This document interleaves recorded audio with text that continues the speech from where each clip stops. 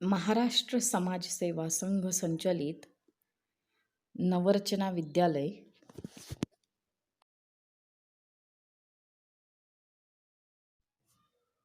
Standard 6th mathematics chapter 14 banks and simple interest calculation of interest. Account holders of a bank are paid some amounts for keeping their money in the bank. On the other hand, people who borrow from a bank are charged an amount for the use of the money loaned to them. Such amounts are called interest. म्हणजेच खातेधारकाने जर बँकेत पैसे ठेवले तर ते पैसे ठेवल्यावर bank त्या पैशांवर त्याला काही अमाऊंट देते त्याला आणि बँकेकडून जर त्या माणसाने कर्ज घेतलं असेल तर त्या खातेधारकाला बँकेला काही पैसे द्यावे लागतात. या रकमेला इंटरेस्ट म्हणजेच व्याज असं म्हणतात. म्हणजे कर्जावरही व्याज द्यावं लागतं आपल्याला आणि बँक आपण जर पैसे ठेवले तर आपल्या पैशांवरही आपल्याला व्याज देते. The money deposited in the bank or the money lent by a bank to a borrower is called the principal. जी रक्कम आपण बँकेत ठेवतो आपल्या खात्यावर किंवा FD करून किंवा बँकेकडून जी रक्कम आपण उसने घेतो तिला प्रिन्सिपल किंवा मुद्दल असे म्हणतात. When calculating interest on deposit or a loan, the rate of interest is given for every 100 rupees. So, a rate of interest per cent per annum, written as PCPA.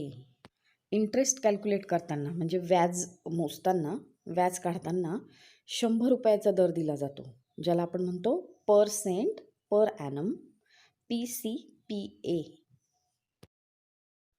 Simple interest. In this class, we shall learn only about the interest charged for 1 year. This is simple interest.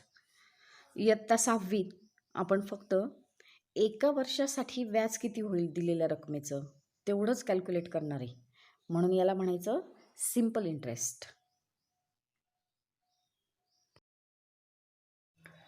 Practice set 35. First example.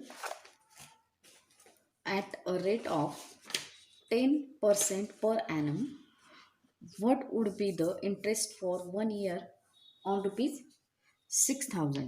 Okay. Let us suppose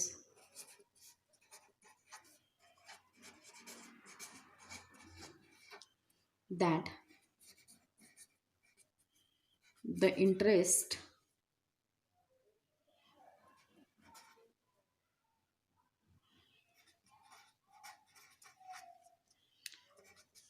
on the principal of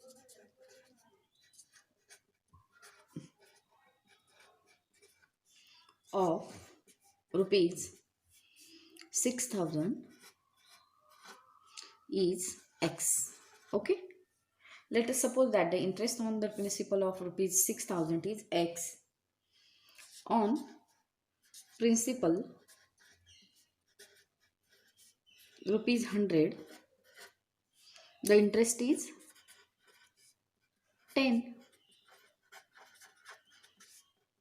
हे दिलेले आपल्याला एक्झाम्पलमध्ये की at a rate of 10% per annum म्हणजे % per annum म्हणजे 100 रुपयाला 10 रुपये व्याज किंवा इंटरेस्ट. 100 रुपये मुद्दल असेल तर व्याज किती 10 रुपये. तर आपल्याला काय विचारले की 6,000 रुपयांना किती व्याज मिळेल इंटरेस्ट मिळेल. मग आपण ते सपोज आपण ते मानलंय की ते X असेल.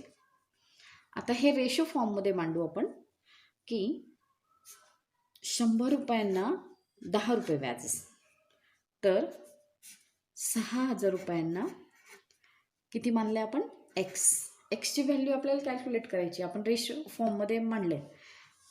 आता आपण एक्सची व्हॅल्यू फाइंड आउट करायची. So multiply by 6,000 on both sides.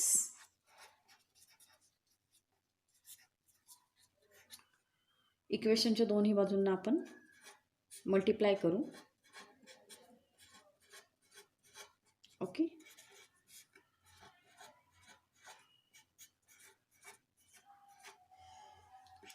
Then 6,000 ones are 6,000, and here we will get x is equal to 10 multiplied by 6,000 divided by 100. Okay. Next step मध्ये बघा, 100 ones are 100, 100 6 जा 600, that is 60. इथे 60 राहिले. 10 multiplied by 60. Okay. So x is equal to 600. And what is x? X is the interest on the principal of rupees 6,000.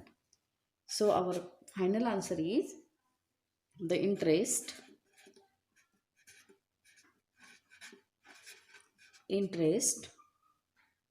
on rupees 6,000 will be 600 rupees 600. Now this third example, Ahmed Chacha borrowed rupees 25,000 at 12% per annum for a year. What amount will he have to return to the bank at the end of the year? Let us suppose that the interest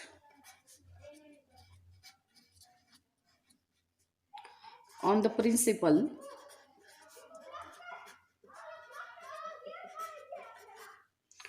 of rupees 25,000 is x. Okay. आपण x मानू की 25,000 रुपीजला अहमद चाचांना x इतका principal 25,000 रुपीजच्या प्रिन्सिपलला इतका interest असेल. On principal rupees 100, the interest is given here 12 rupees. Okay. म्हणजे 100 रुपयाला 12 रुपये व्याज आहे, तर 25,000 रुपयांना किती, तर ते आपण x मानले.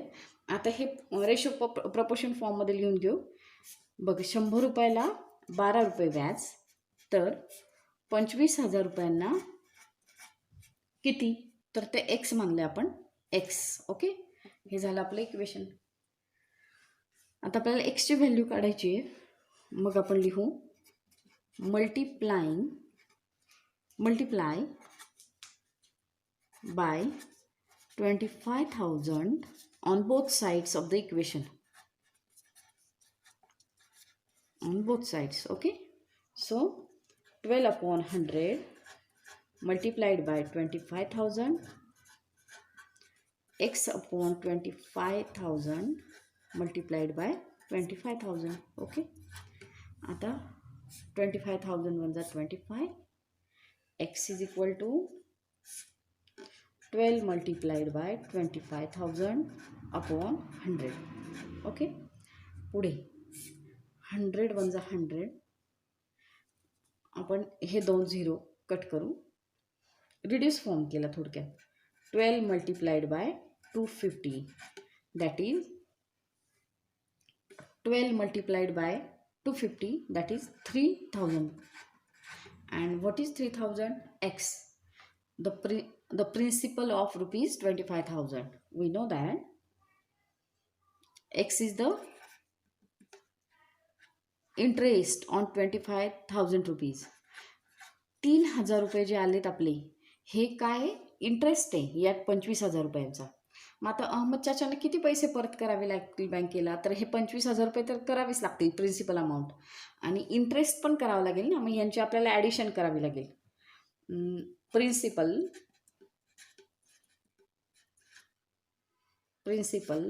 Plus interest.